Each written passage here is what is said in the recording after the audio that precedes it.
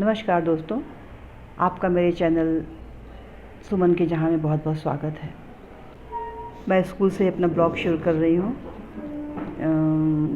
आज मेरे यहाँ कुछ बच्चों के व्यसन को दूर करने के लिए एक सेमिनार आयोजित किया गया था गायत्री परिवार की तरफ से, जो कि ये विषय बहुत ही ज़रूरी होता है। हम 13-14 साल के बच्चों से शुरू करें और आगे के बच्चों तक ये बात पहुँचाएँ।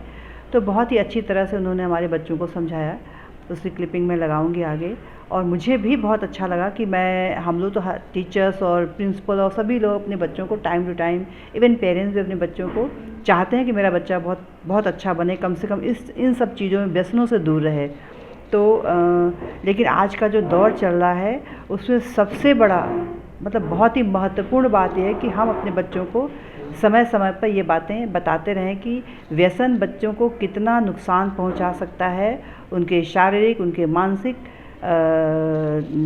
स्तर को कितना ख़राब बना सकता है। ये हमारी गवर्नमेंट भी बार बार कहती है कि हम बच्चों को किताबी शिक्षा के साथ साथ कम से कम उनके मानसिक स्तर को अच्छा बनाने के लिए हम क्या प्रयत्न कर सकते हैं। तो हमारे यहाँ एक सेमिनार हमने 45 मिनट्स का आयोजित किया था। वो गायत्री परिवार ने हमको ये मौका दे दिया था कि आप अपने बच्चों को ये नशा मुक्त बातें बताने के लिए हम आपके बच्चों को कुछ बताएंगे। तो बच्चों ने बहुत ध्यान से सुना भी, मेडिटेशन भी किया उन्होंने। तो ये मुझे बहुत अच्छी बात लगी कि स्कूल में ये उनकी तरफ से कुछ कार्य किए जा रहे हैं। वैसे तो हम एक्सपर्ट को बुलाते ही रहते हैं और टीचर भी टाइम टू टाइम बताती रहती, तो बच्चों को लगता होगा कि मैम लोग तो यही बात रोज़ बोलती हैं, लेकिन ये हम आपको बताना चाह रहे हैं कि ये हमने स्कूल में कराया है। दोस्तों, यहाँ पे मैं फिर दीप प्रज्वलित करने लगी हूँ, क्योंकि ये गायत्री परिवार की तरफ से कोई भी कार्यक्रम का शुभारंभ दीप प्रज्वलन से होता है। तो मैं ये 11 दिया जलाने को कहा था उन्होंने।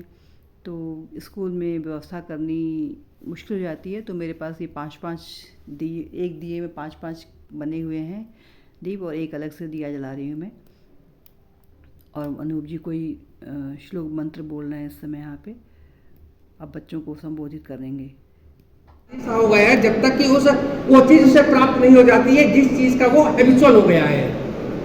आंकड़े ये बता, और पूरा करने के लिए कभी कभी उसके पास साधन नहीं होते हैं, धन नहीं होता है, तो उसके लिए वो कई तरह के अपराध भी कर जाता है। आंकड़े, भारतवर्ष के आंकड़े ये बताते हैं कि भारतवर्ष में जो व्यसन से युक्त लोग हैं उसमें 90% जो अपराध होते हैं वो नशे की अवस्था में होते हैं।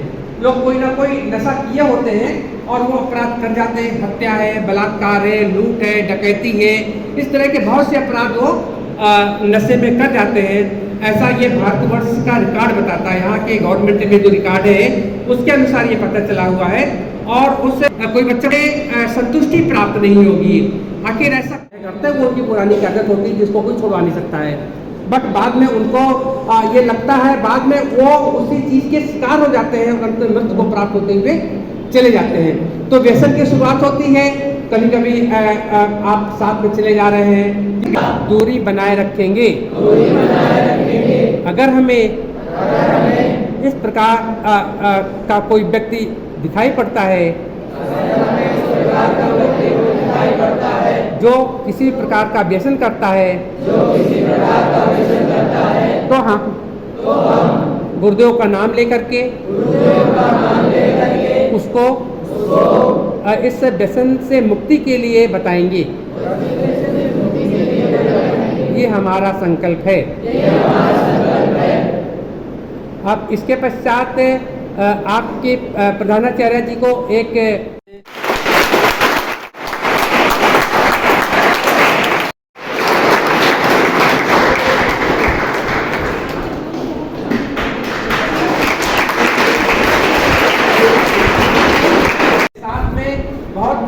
तरीके से भारतीय संस्कृत ज्ञान परीक्षा यहाँ ऑर्गेनाइज कराने में बहुत अच्छा लीड किया है, बहुत अच्छा सहयोग दिया है, जिसके कारण